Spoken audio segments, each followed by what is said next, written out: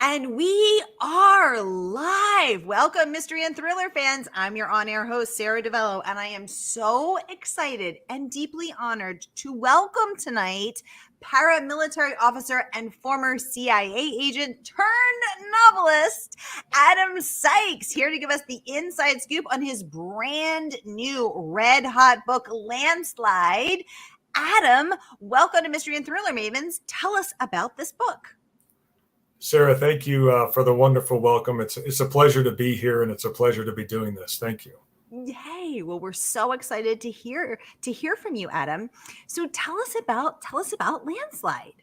Sure. So, Landslide is a novel. It's fiction, and it's essentially about an individual by the name of Mason Hackett, and he is haunted by his past.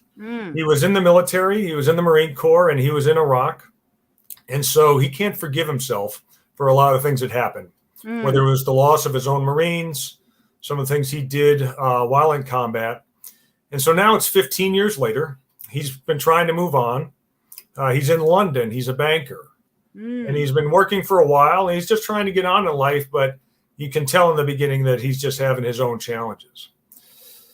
But in the first chapter, while he's in the middle of a meeting, he sees the face of an individual on the television, an individual that should be dead, and it's his best friend who he saw die in Ramadi 15 years ago. But this individual has a different name, and he's doing something different, and he was just kidnapped in the separatist region of Ukraine. And that's how the book starts off. And from there, we follow Mason across Europe. He rockets across Europe, trying to find out what happened to his friend. There's a CIA operation that's gone bad. And eventually we end up in eastern Ukraine with Mason trying to come to grips with everything that went on and trying to achieve redemption for everything that's kind of happened to him. Wow. Adam, what a powerful book. And I am so excited to get into every detail of it because we got a lot to talk about, my friend. We got a lot to talk about. But first, I just want to welcome everyone. So we are broadcasting live to 6 different destinations across Facebook and YouTube. So no matter where you're watching from, you're in the right place. This is the right time. It is Mystery Monday. And because Mondays can be murder, we're going to make them a little less painful for you. So if you've been here before, you know the drill. And if you're new, welcome. We're so happy to have you. Here's the drill. Every Monday, I give you my handpicked featured authors, and you get to ask them anything. So ask Adam about this Mason character. Ask him about his experience in the military, in the CIA, his writing process, all the details. We got a lot to talk about. John Hebert, welcome to the conversation. Saying hi, Sara. Hi, Adam. Greetings from Northeast Ohio. Oh, Hi, cool. John. Thank you for letting us know. Anita, welcome to the conversation. Saying this book sounds fascinating and very timely. Yeah, so let's pause there, Adam, because clearly you didn't write this book since February, and yet it is very timely because we have a war in Ukraine. So let's talk about that. When did you start writing this book? So I started writing this book in 2018, and my plan was not to write something that was stripped from the headlines, not to write something that was very timely, because oftentimes by the time you finish the book, whatever may have been in the headline has changed. Now, when I started thinking about places to write and what to write about, I think like everybody on this call, like yourself, we have certain topics or areas or themes that we really enjoy reading about. And as an author, you probably want to write about those things. So I really enjoyed, classic Cold War style novels. I enjoyed Le Carré and Clancy and a lot of the later stuff that's come out, whether that's Silva or Mick Herron. Just some wonderful authors. And I enjoyed their style, but I didn't want to do a counterterrorism book. I've done a lot of counterterrorism in my life, but I didn't want to do that. So I started trying to think about where in the world could I set this, one that I kind of know about, but two might have some interesting components to it. And so the Russian Federation had annexed Crimea about 4 years ago. I'd been watching it for various reasons. And I thought, okay, we have a simmering conflict that's been going on. I think this will be a good place to set part of the book and to have the plot kind of wrap around. So I wrote it in 2018 and 2019. Had to take a pause for a little bit to write a nonfiction book that we had to get out right away. Came back to it, gets picked up by a publisher, and it's going to release on 20 September 2022. But as the book is going to the typesetter in February of this past year, that's when the Russian Federation invades. And all of a sudden, Ukraine is on everybody's headline. Everybody knows the city's now Kyiv and the horrific things that have been going on. So that's how this book became so timely. Fortunately, the way I wrote it, it still tracks with a lot of current events. It isn't so off the mark that it seems like another dimension. It actually tracks with a lot of current events.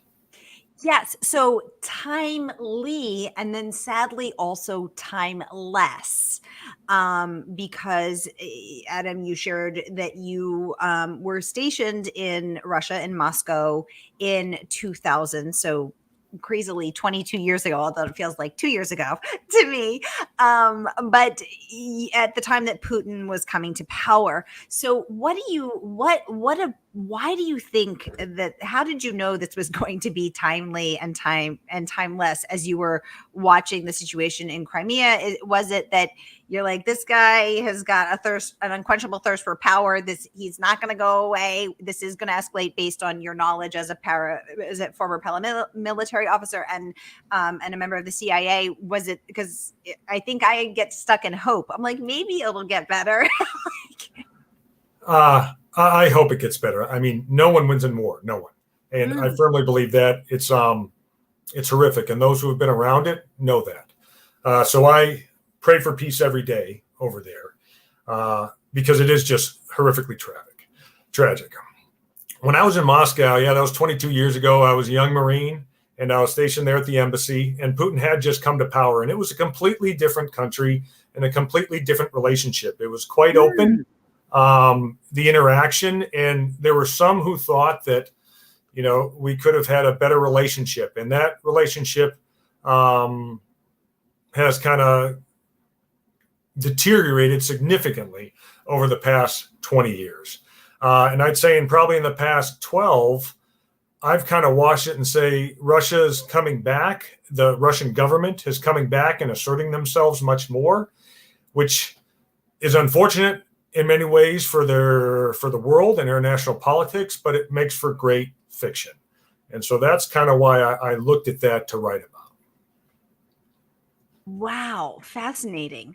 Now, Adam, I'm really thinking about what you just said a moment ago, that no one wins in war, that you pray for peace every day, and that no one wins in war. So we see that in your character, Mason. So we see Mason struggle with what he has seen, what he knows, what he has done. Are you, do you struggle as well? That's a very interesting question. I think what I would say is anybody who has experienced, conflict, they're going to be affected by it somehow. I think as human beings, if we weren't affected by it, there'd be something wrong. I don't think we're built to naturally harm other folks or to see or do those things. So I think anybody who has gone off to these far off places in the world, and even the stuff that sometimes happens here in the, in our country, it sticks with people, and it sticks with people in different ways. And so what I tried to do with Mason was, he went through a lot and he experienced a lot, and he blames himself for a lot. And I have a lot of friends and know of a lot of other folks that do blame themselves, or they don't know how to come to grips with it. I think that's something that maybe I contend with, is how do I come to grips with certain things? So that's one of the reasons I do write. It's therapeutic. And you get to write about things and explore them in different ways. And I'm not trying to say in any way, shape, or form that I modeled Mason after any of my experiences. But there is an element to write what you know. And so when you write these things, you want to draw those elements out in a character and explore them and see how you can craft them into a story that other people are going to read. Has the process of writing Mason been therapeutic for you? Has it been illuminating for you in any unexpected ways? I think in some ways. In some ways, it's been fun to write about a character who's not me, Mm. and to explore these different things and how he might react or not react or what he might be contending with. So Hmm. that's been interesting. My writing process involves a lot of running. I enjoy running. Uh-huh. And I do jogging. And I do some of my best plotting when I'm out there on the street or out there on the trail. But do So if you I'm have to pull over? You keep a little notebook in your fanny pack. Do you have to pull over and write it down or dictate it into your phone? How do you keep up with the good ideas? So I will have a phone. I do have a phone with me, and if I have something really juicy that I know I'm not going to remember, maybe Yeah. there's a really steep hill coming that's going to suck everything out of me. Uh, I will stop and do a quick text to myself to not forget it. But as soon as I get back, that's when I put down the really quick notes and so I don't forget the stuff. But yeah, as I'm running is when I'm kind of plotting the next chapter or trying to work through something maybe I'm stuck on. I love it. We have a mystery user, mystery fan here, Facebook user would like to know, Adam, did you have to have anything in the book reviewed by the CIA or the Marines? Great question. Yes, so everything I write now, I'm no longer with CIA, I'm no longer in the Marine Corps, but everything I write now has to be reviewed by the Publications Review Board if it pertains to anything I was exposed to or involved with when it comes to intelligence operations. So yes, this entire book was reviewed by the Publication Review Board, and it's been cleared for publication and release. I bet they were more entertained by this than maybe some of the other due diligence things that they had to read. They were probably like, what's me? They probably are drawing straws for who gets to read Mason Hackett book number 2. I hope so. I have a good relationship with them now, given how many things I submit. So I'll have to ask them. Did they ask you to change anything, Adam? There were a couple minor things. Mm-hmm. Like I said, I try not to get too in depth into stuff that might be sensitive. So it's more about the story and how you can craft these characters and what they're doing and avoid the difficult topics. There were a couple things I had to change, but nothing significant, fortunately. Well, I am excited for everyone to meet Mason. Let's talk about some of the amazing praise that this book has racked up. So let's kick off with Elliot Ackerman, who is a New York Times bestselling author. I'm going to pop this up on the screen so we can all read it together. So Elliot says that strangely this didn't come. Hold on, this one came through. I don't know what that ADA is. Landslide is not only a gripping geopolitical thriller, but a morally complex tale. It grapples with fraught questions of both individual and national loyalty, as well as killing and the grim realities of war. I read this book over the course of 2 white-knuckled days that I won't soon forget. Adam Sikes is a huge talent. First of all, congratulations, Adam. Your first novel out of the gate, and you're keeping Elliot Ackerman up at night, white knuckling it. So, what did you learn, or what did you intuitively know is the secret to keeping someone white knuckling it? Yeah, that's a good question. So, full disclosure, I love classics. I love Hemingway. I read Jane Austen. I love some of these really heavy duty books that you have to read every word and you have to sit down and dedicate time to do it. I also enjoy really fast reads, love mysteries and thrillers, obviously. So I knew part of this was keeping your audience engaged. And I think part of it also, we live in a time-starved world where there's not a lot of time sometimes to sit down and read. So I tried to write in a way that somebody could pick up and set it down, but not take away either from the style of writing or the story itself. And what I've heard other very successful and experienced writers say to me is every chapter, every scene, you have to move the plot and the characters forward. Something has to happen. You have to be moving forward. You have to be making progress. And it's good to end these sections and chapters with an unanswered question to make them want to turn the next page. So I kind of took that. So that's why a lot of my chapters, I was probably shooting for 4, 5, 6 pages a chapter, depending. And I would break up the various sections or scenes so that somebody could read a little bit and put it down and pick it up.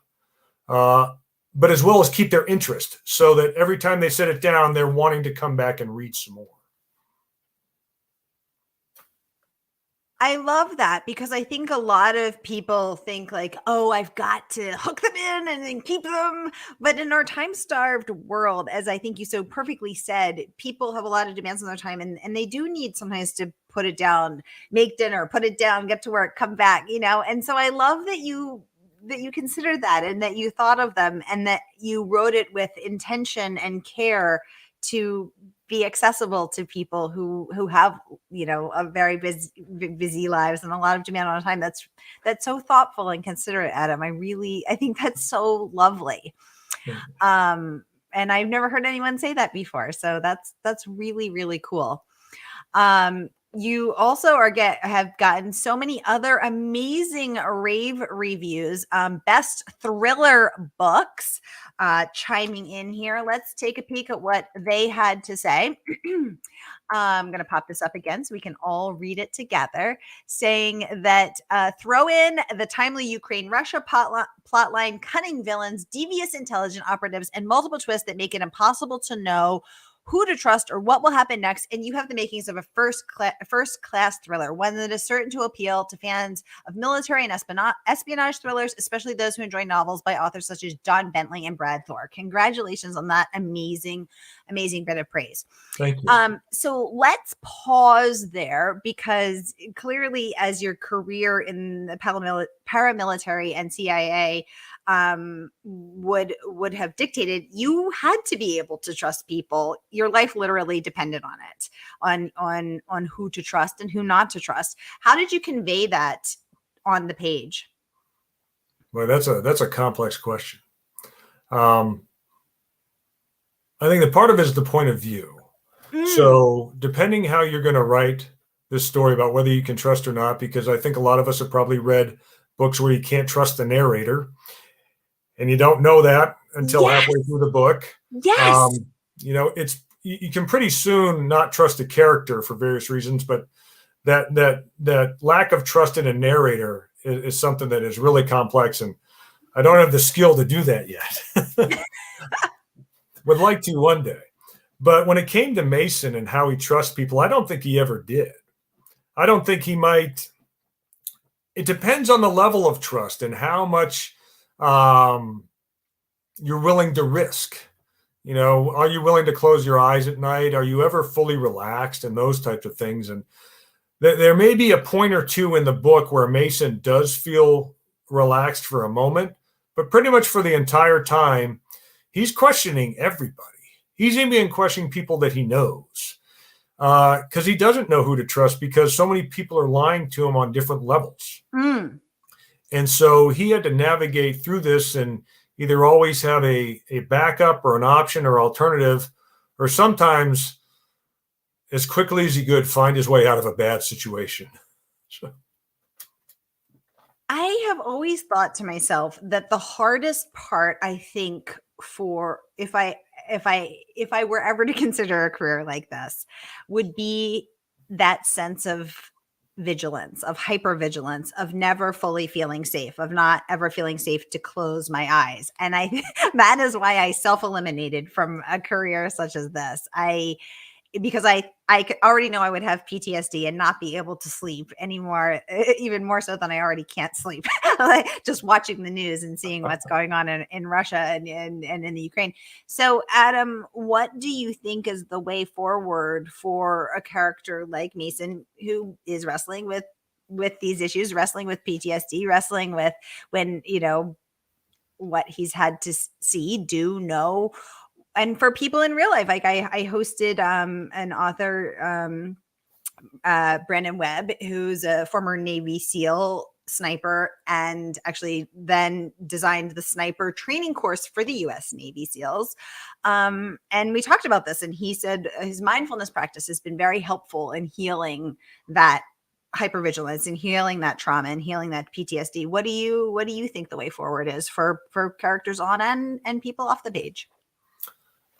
So for Mason, he'll keep struggling with it in the sequel and in the book after that. As he tries to figure it out, I think there's an element of self-forgiveness or accepting the fact that something just happened and we can't control it. There's no rhyme or reason why. Speaking for myself personally, there's an element of distance, distance and time. Distance and time helps you see things in different perspectives and maybe understand things in different ways. And so, I think in the real world, when we think of that, everybody's going to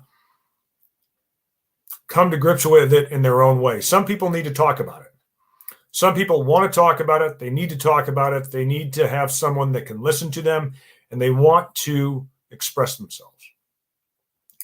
Other people talking about it makes it worse. They're okay the way they are, and they just keep it there. They're always going to be affected by it. It's always going to be there in the back of their mind somewhere. It's going to shape their personality and their interactions. But talking about it can make it worse for them. So each person is going to deal with it differently. Some people turn into folks who exercise in extreme amounts because that's how they can keep themselves centered. Burn it off. Yeah. They burn it off. There's all different types of coping mechanisms. And I think mindfulness is a big part of that too. You have to get right with yourself. And you have to be comfortable with certain things that may have happened, that you may have done, and, accept them. And I'm not saying it's easy or that will take the pain or hurt or sorrow away, but that's, I think, part of the journey that we're on as humans. I love that, Adam. I love that. It's getting comfortable and it's getting acceptance, because the truth is the rest of us sleep better at night because of the sacrifices that those people have made in their own comfort or discomfort, the things that they have done that the rest of us will never know about, but that keeps us safer and makes the world better. And it's through their sacrifice that we are safer, and that is felt and appreciated. Good question. Adam, sounds like a good book. If you were hosting a dinner party, what 3 authors, living or dead, would you invite? Great question. Oh, wow. Okay, well, Hemingway would be one of them. Robert Ludlum would be one of them, too. I grew up reading Ludlum and loved his stuff, and I had an opportunity to work with his late editor, the late Richard Merrick, for a short time, which was just fascinating. I felt very fortunate to do that. And then John le Carré. Okay. So Adam's ideal dinner party would be Hemingway, le Carré, and who was the third person? Ludlum. Okay. And what do you think the conversation might be like? How would you kick it off?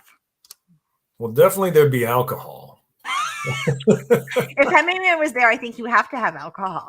Of course, yes.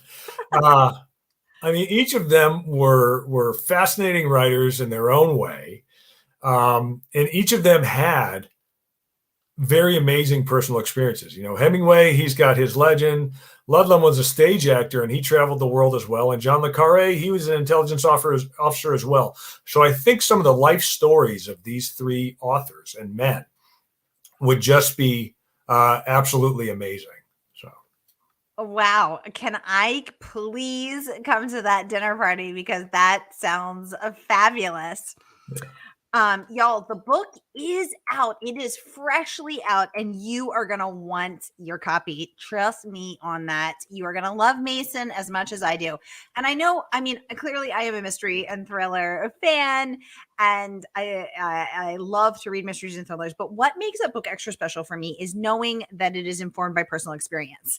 Reading a book by an author with your background and your knowledge, knowing that you've taken care with the research, that you have lived experience, takes it to the next level for me. And I know so many people share that, because it just is that extra cool factor, that extra trust between reader and author, between reader and page. So everyone, order your copy tonight. I'm going to pop the link up from our favorite woman-owned bookstore, Murder by the Book. Here it is. If you are watching on YouTube, you are watching on Facebook, wherever you're watching from, click and order. so that you can immerse yourself in the world of Mason Hackett. You will love Mason as much as I do, and you will love the timeliness of the story. And this beautifully drawn character that Adam has created for us. So here is that link. Grab it. You're going to enjoy it. Adam, I want to get to some more words of praise as well. Publishers Weekly is raving about your ability to create an emotionally complex character. So let's pop that up. Let's take a look. Saying Sikes imbues the emotionally complex Mason with a palpable sense of grief. Readers will look forward to his further adventures. So first of all, congratulations on this amazing review. It's hard to create an emotionally complex character that feels real and also dependable. And it's hard to write grief without bringing everybody down to a horribly depressed place. How did you do it? Boy, yeah, that's a tough question. I think sometimes as writers, we beat up our characters. And so you kind of do that, with the emotions. But my agent said a good thing at one point. She said, you got to stop beating Mason up and let him get a win. And so I think that's how some of that came out. There comes a point where you've dragged your character through the proverbial mud long enough, and they need to start getting some wins. And I think that's what it was. And I want to add one thing. Could I add a fourth person to that dinner party? Absolutely. You can have as many people at your dinner party as you want, Adam. Margaret Atwood. She is a brilliant author, and I have been reading her for probably 25 years now.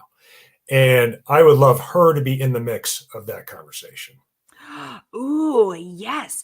One of my favorite Margaret Atwood quotes is people always say to her, she said famously in an interview, people say to me, how could you write these terrible things? And she said, let me tell you something. I don't write anything that hasn't already happened in history. Yeah. So she takes different things from different points in history, different cultures, different countries, and she puts them all together. And on the page, everyone is horrified, but it's also really true. And so I love how she does that. And what you have also done with your past experience, with what you have seen and felt and know to be true emotionally or actually. So that Margaret Atwood would greatly enrich the dinner party conversation there, Adam. I'm loving that. And you're getting approval from our friend who asked, our mystery friend. Let us know who you are if you feel comfortable, but no pressure. This is Mystery and Thriller Ravens, after all. Adam, I also want to get over to this to Steve Berry, New York Times bestselling author, calls this book a gem. With Mach speed. I'm not sure if that's pronounced Mach or match. Speed mayhem. I just love the word mayhem. Loaded with rich detail from a writer who knows what he is talking about. Congratulations. Amazing praise there from the amazing Steve Berry. So when your agent told you stop beating Mason up, let him get a win, did you dial back the mayhem or dial up the mayhem? I put a twist on it and let him not have such a horrible experience so that he could come out of it. Yeah. It was towards the end. It was getting a little rough on him, and says, you gotta let the hero win. Poor Adam is limping on a crutch and a broken leg, and you just kick him you kick him in the knee while he's down. Yeah. I also just want to share this one because your book has gotten so much praise, and that is so deserved, Adam. J. Randy Taraborelli, New York Times bestselling author, raving that Adam Sikes is the consummate storyteller. What lovely praise. What a fast-moving train Landslide is, a real roller coaster of a ride, gripping, emotional, and thought-provoking. I enjoyed every thrilling second. This is good stuff. I would get that tattooed on my forehead if I was you, because what a rave review. I mean, you've got consummate storyteller, fast moving, roller coaster gripping, emotional, and thought provoking. It's literally a dream blurb. Congratulations on that. What do you think? Do you think you always were a consummate storyteller? Did you know that you had that in you 22 years ago living in Moscow? Was it waiting to come out, or did it only start to bud and develop once you had stepped back from that career? So I've always considered myself a writer, even as a little kid. Back in the '80s in Boston, I always considered myself a writer.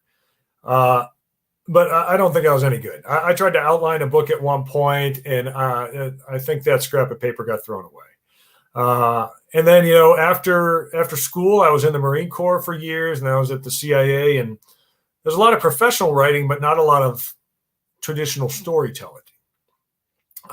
When I started writing fiction, though, was about 12 years ago, and I had a lot of time on my hands. I was in East Africa, just one other individual and myself, and we'd been there for a couple months, and we were waiting for something to happen. And we couldn't leave the house we were in. We were essentially just waiting.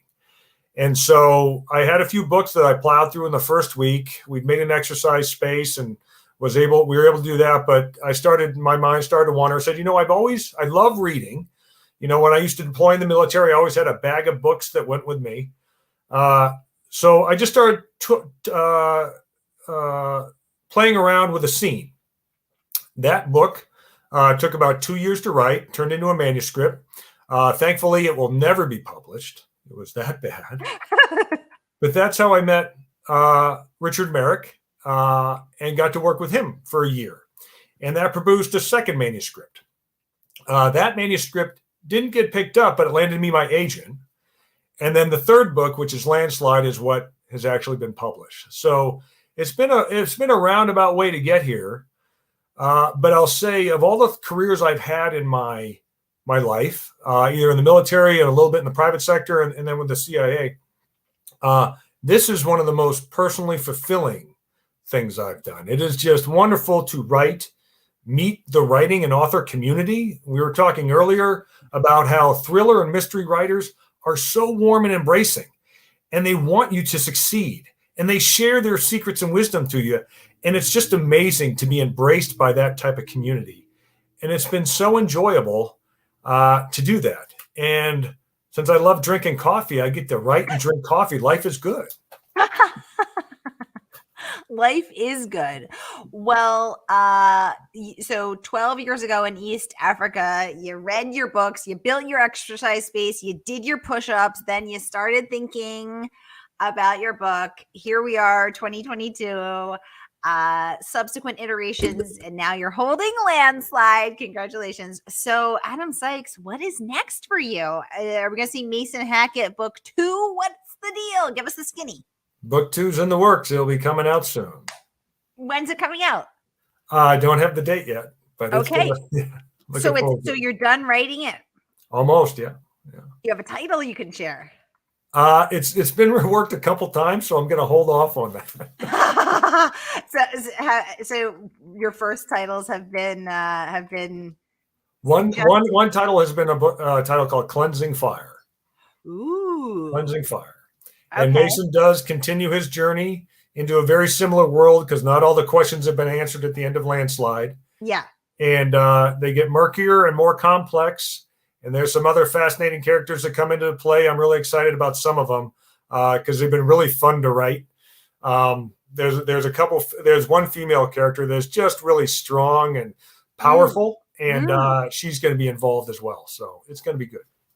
It feels like because as Publishers Weekly, noted, you have written an emotionally complex character with such a rich backstory in Mason. It feels like you have a lot of runway for him to go. Like this could be a Jack Reacher length or beyond series. Like he's got a lot of room to grow, a lot of adventures to have. Does it feel like that to you? Do you feel like you could be with him for a while? I hope so. That's the plan. Unless he decides to do something completely different. But yeah, that's the plan. So. Well, speaking of that, are you a plotter? Are you a pantser? Does Mason ever tell you, tap, tap, Adam, I wouldn't do that? So I am a plotter. I do plot things out, and I want to know where I'm going. If I'm going to, I think like other authors, if I'm going to put some twists and turns and, put a little nugget in chapter 2 that doesn't come out until chapter 45, you've got to plot your way through that. Mm-hmm. However, I keep it loose enough to where if the characters, Mason or whoever, decides to do something different, the story can go that direction. So there's been many times, like I said, I get stuck at a part and says, I don't know how to get to where I think I want to go. And that's when I go for that long run and I try to figure it out. And sometimes when I thought we were going to go right, we end up going left, or maybe we spin around and do a spiral, but we eventually get there. So I like leaving it open to let the characters decide rather than me forcing them into the shoe. I love that. I love that. And I love knowing that these decisions have been made whilst pounding out the miles. Excellent. Y'all, the book is out now. I'm going to give you the link again because trust me, you're going to want this one. You're going to want to immerse yourself in the world of Mason Hackett. So here is the link. Order now. Order your copy and then pop over to Mystery and Thriller Mavens. Let us know what you think because Mason book 2 is coming. So we will continue the conversation on Mason Hackett and Adam when Mason Hackett book 2 titled TBD, but not Cleansing Fire, apparently. When Mason Hackett book 2 is out, please come back and talk to us again because this has been such a pleasure to host you, sir. Thank you so much. This has been wonderful and appreciate just the opportunity to chat with you. Thank you. Well, I appreciate the opportunity to chat with you, to learn about Mason, your writing process, your journey to publication, your fascinating background. Thank you for your service. And y'all, thank you for spending your Mystery Monday with us. Have a great rest of your night, and I will see you next week.